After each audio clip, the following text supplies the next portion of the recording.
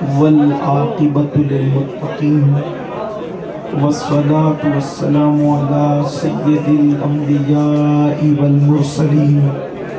وعلى آلہ واصحابہ الطیبین الطاہرین اما بعد فاعوذ باللہ من الشیطان الرجیم بسم اللہ الرحمن الرحیم قد جاءکم من اللہ نور وکتاب مبین صدق اللہ العظیم غوث اعظم بمنی بے سر و ساما مددے مددے انتظار کرم تست من عینی را اے خدا جو و خدا بین و خدا دا مددے بگرداب بلا افتاد کشتی ضعیفان و شکستہ رات و پشتی بحق کی خواجہ عثمان ہارون مدد کن یا معین الدین چشتی مدد کن یا معین الدین چشتی مدد کن یا معین الدین چشتی منبر پر رونق افروز ذوی الاحترام ذوی الاحتشام باصفا علماء کرام عرش مقام سادات کرام حاضرین محفل پردہ نشین ماؤں اور بہنوں السلام علیکم ورحمۃ اللہ وبرکاتہ۔ انتہائی احترام و عقیدت کے ساتھ اپنے اور ساری کائنات کے مرکز عقیدت انیس بے کساں چارہ ساز درد منداں ہم غریبوں کے غم گسار ہم فقیروں کی ثروت شہر یار ارم تاجدار حرم نو بہار شفاعت شب اسرا کے دولہا نوشے بزم جنت دانائے سبل مولائے کل ختم الرسل خسرو خوباں سیاح لامکاں وجہ کن فقاں در اللہ المکنون سر اللہ المخزون عالم ما کانا وما یکون آبو گلو انبیاء آبو گلے انبیاء جانو دل اصفیاء مطلع ہر سعادت مقطع ہر سیادت خلاصہ کائنات فخر موجودات حضور احمد مجتبی محمد مصطفیٰ ارواحنا فدا صلی اللہ تعالی علیہ وآلہ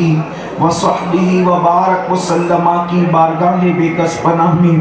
جس طریقے سے پڑھاؤں بلند آواز سے میرے ساتھ مل کر پڑھیں الصلاۃ والسلام علیک یا رسول اللہ،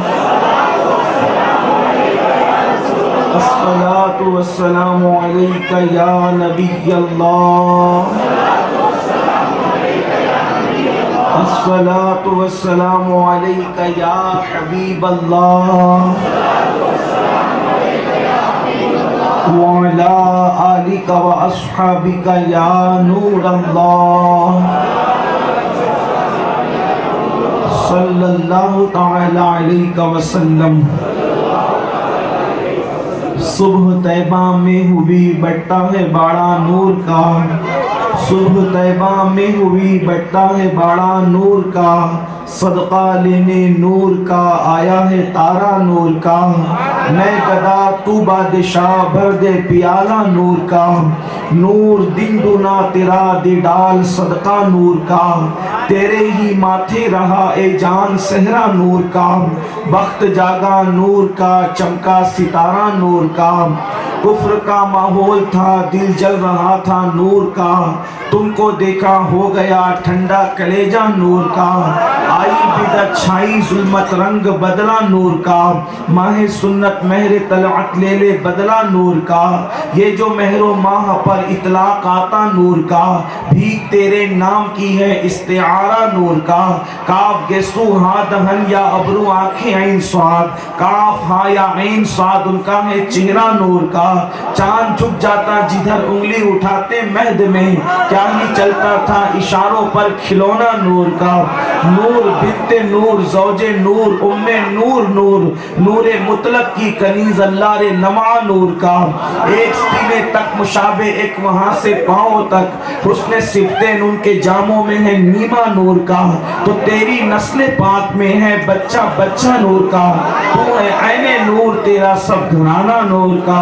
اور اے رضا یہ احمد نوری کا فیض نور ہے، ہو گئی میری غزل بڑھ کر قصیدہ نور کا۔ آج کی یہ محفل نور ہے، اور ہم سب اپنے آقا و مولا خاتم النبیین قائد المرسلین حضور احمد مجتبی محمد الرسول اللہ صلی اللہ علیہ وآلہ وصحبہ وبارک وسلم کی محفل سجائے ہوئے ہیں۔ تھوڑی دیر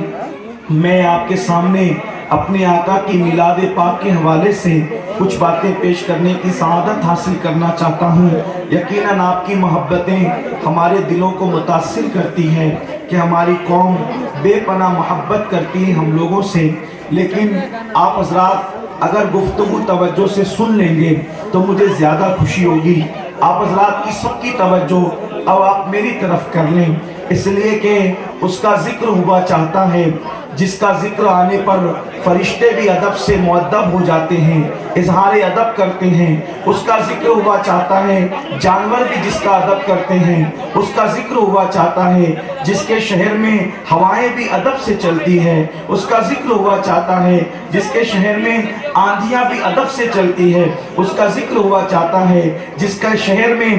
جب بارش ہوتی ہے تو بارش بھی ادب اور احترام کے ساتھ ہوتی ہے، اس کا ذکر ہوا چاہتا ہے کہ جس کی بارگاہ کے اندر جنید و بایزید جیسے بڑے بڑے اولیاء بھی اپنی سانسوں کو روک کر کے حاضر ہوتے ہیں، اس کا ذکر ہوا چاہتا ہے جس کے ادب نے اللہ اکبر گمناموں کو نیک نامی عطا کی ہے، بدناموں کو بلندی عطا کی ہے، گمراہوں کو راہ ہدایت کا تارا بنا دیا ہے۔ آئیے اسی کا ذکر کرتے ہیں اور بڑے ادب اور احترام کے ساتھ کرتے ہیں۔ مسلمانوں کیا عرض کروں، ان کا ذکر جو ادب سے سن لیتا ہے اس کا سویا ہوا مقدر جاگ جاتا ہے، ان کے ذکر کی محفل میں جو آتا ہے ان کا نام لے لیتا ہے تو بگڑیاں بن جاتی ہے۔ یہ نام کوئی کام بگڑنے نہیں دیتا، بگڑی بھی بنا دیتا ہے، سب نام محمد۔ تو آئیے اگر آپ اپنے آقا کا ذکر سننے کے لیے آئے ہیں تو میری ایک گزارش ہے، اگر آپ شوٹنگ کرنے کے لیے آئے ہیں تو آپ حضرات جو چاہے کر سکتے ہیں،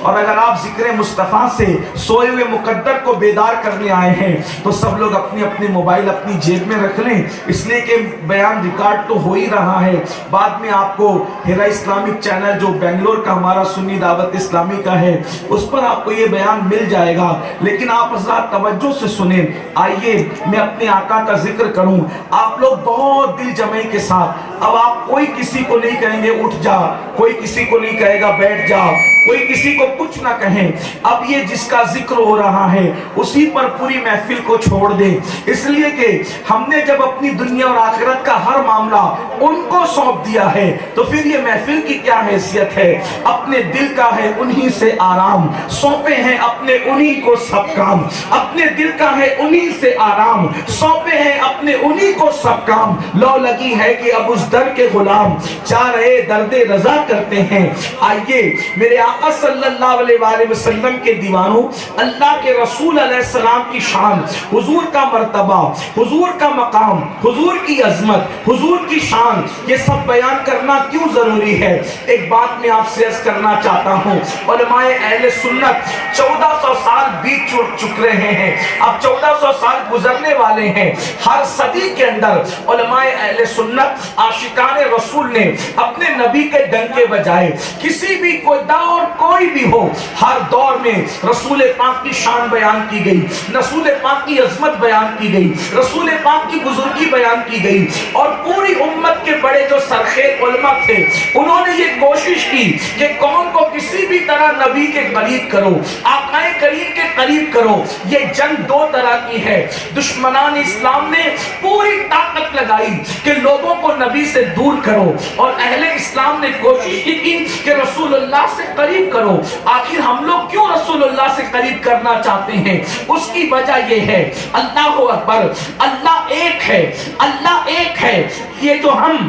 مانتے ہیں اس کا بنیادی سبب کیا ہے اور یہ کیوں کر مانا جا سکتا ہے؟ اللہ ایک ہے، اس کا ہمارے پاس اگر کوئی ثبوت ہے تو بس اتنا ہے کہ رسول اللہ نے فرمایا ہے، انہوں نے کہا اللہ ایک ہے، ہم نے اللہ کو ایک مانا ہے۔ انہوں نے کہا قرآن اللہ کی کتاب ہے، ہم نے قرآن کو اللہ کی کتاب مانا ہے۔ انہوں نے کہا قیامت قائم ہوگی، ہم نے قیامت پر ایمان لایا ہے۔ انہوں نے کہا مرنے کے بعد قبر میں مجرموں کو عذاب کیا جائے گا، ہم نے مانا ہے۔ انہوں نے کہا نیکوں کی قبر جنت کے باغوں میں سے باغ ہوگی، ہم نے مانا ہے۔ انہوں نے کہا قبر میں جنت کا بستر بچھایا جائے گا مومنوں کے لیے، ہم نے مانا ہے۔ قبر میں 3 سوال ہوں گے، ہم نے مانا ہے۔ گویا کہ جو چیز بھی ہم مان رہے ہیں اس کی بنیادی وجہ اور بنیادی سبب اگر کوئی ذات ہے تو وہ صرف ایک ذات ہے جس کو محمد الرسول اللہ کہتے ہیں۔ یعنی اپنے پورے دین، اپنا پورا دین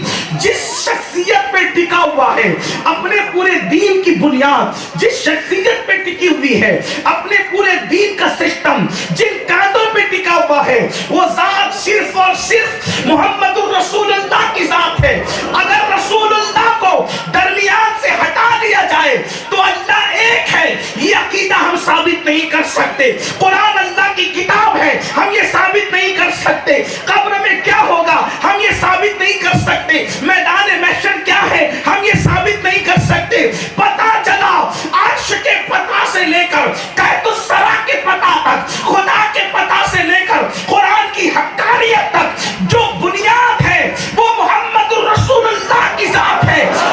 تو اب نبی کو جتنا مضبوط انداز سے مانو گے اتنا اللہ پر یقین مضبوط ہوگا، اتنا قرآن پر یقین مضبوط ہوگا، اتنا آخرت پہ یقین مضبوط ہوگا۔ اب پتہ چلا جو نبی کے جتنا قریب جائے گا اس کا ایمان اتنا مضبوط ہوگا، جو نبی کے جتنا دور ہوتا چلا جائے گا وہ کفر کی طرف بڑھتا چلا جائے گا۔ اسی لیے لاہور کا قلندر کہتا ہے بمصطفیٰ برسا خیشنا کے دی ہموس، اگر بہو نہ رسیدی تمام بولا بیس، دین پورا کے پورا محمد الرسول اللہ کا نام ہے۔ جو نبی کے قریب ہو گیا وہ دین کے قریب ہو گیا، جو نبی سے دور ہو گیا وہ اللہ کے دین سے دور ہو گیا۔ اسی کو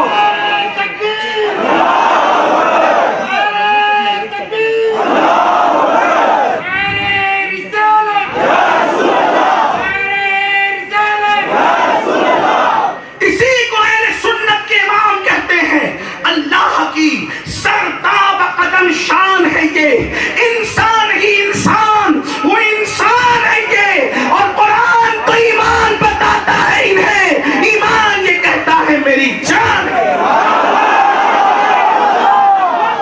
ایک شخصیت پہ ہمارا پورا دین ٹکا ہوا ہے، اس لیے علماء حق کی کوشش یہ ہے کہ ان کی ذات بیان ہے۔ اب اتنا اگر آپ سمجھ گئے تو اب بات اتنی بڑی کرنے جا رہا ہوں، توجہ کرنا، جس پر پورے دین کا انحصار ہے، جن کندھوں پہ پورے دین کا سسٹم ٹکا ہوا ہے، تو اللہ نے خود کی دلیل جس کو بنا کر بھیجا ہو۔ بھئی اللہ ایک ہے، اللہ نے یہ نہیں فرمایا